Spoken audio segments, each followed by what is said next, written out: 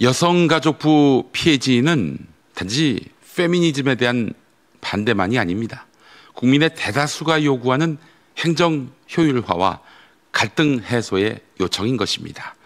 여론조사 회사 리얼미터의 여러 조사에 따르면 국민 절반 이상이 여성가족부 피해지에 찬성하고 있습니다.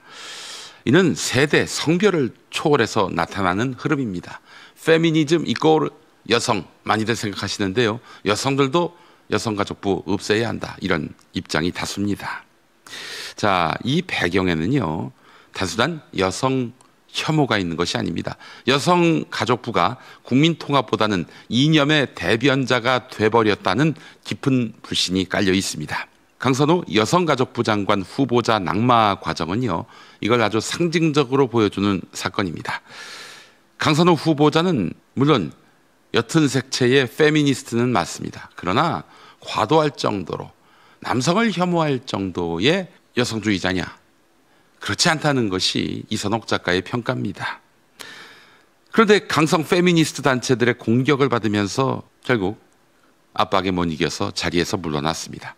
이 과정에서 동원된 단체나 인물들, 이 페미들은 비동의 간음죄라든지 차별금지법 같은 논란이 많은 정책을 강하게 밀어붙였던 이념적 인사들입니다. 다시 이선옥 작가의 분석을 인용하면, 페미들의 목적은 도덕성 문제나 갑질 시비가 아니라 자신의 정치적 견해와 동의되지 않는 이른바 정통성이 결여됐다, 이런 이유로 그런 사람, 강선우를 제거하려 했던 것입니다. 이러한 움직임은 여성가족부와 일정하게 연결이 됩니다. 여성가족부는 원래 특임부처로 출범을 했습니다. 사실 고유한 업무라는 게 없었어요. 그래서 다른 부처에서 업무를 떼어와서 구성됐습니다. 우리 정부가 그만큼 여성에 대해서 관심과 애정이 많다라는 걸 보여주기 위해서 만들어낸 부처지요.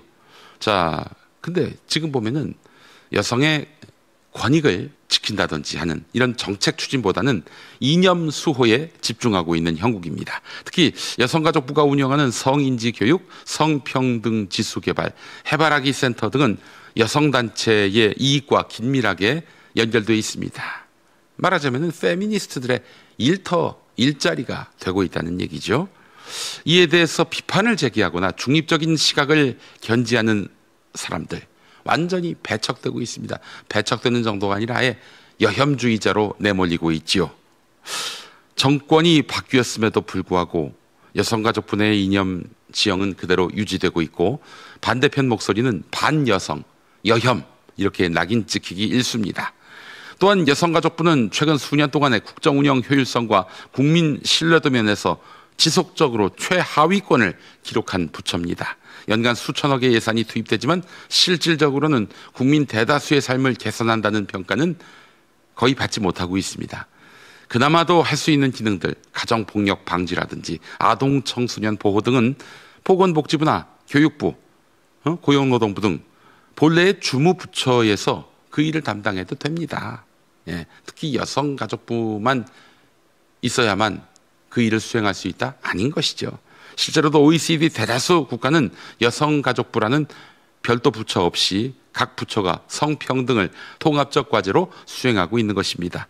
여성가족부 폐지에 대해서 일부 단체는 여성 권리를 후퇴시킨다, 이렇게 주장하고 있지만은 이것은 여성가족부 이꼬르 여성대표라는 등식이 성립할 때만 가능한 얘기입니다. 말씀드렸죠. 여성가족부 이꼬르 여성이냐고요. 페미니즘 이꼬르 여성이냐고요.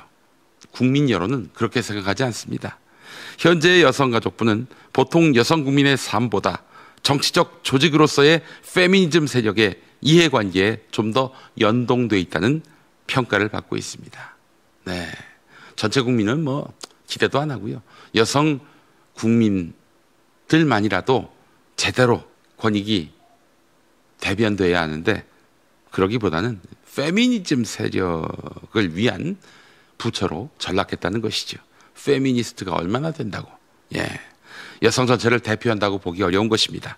자, 그렇다면 해법은 분명합니다. 여성의 권리 보장이라는 본래 취지는 유지하되 이를 실현하는 수단으로서 여성가족부는 이제 폐지해야 하는 것입니다. 핵심 기능은 유관부처나 독립위원회로 이관하고요.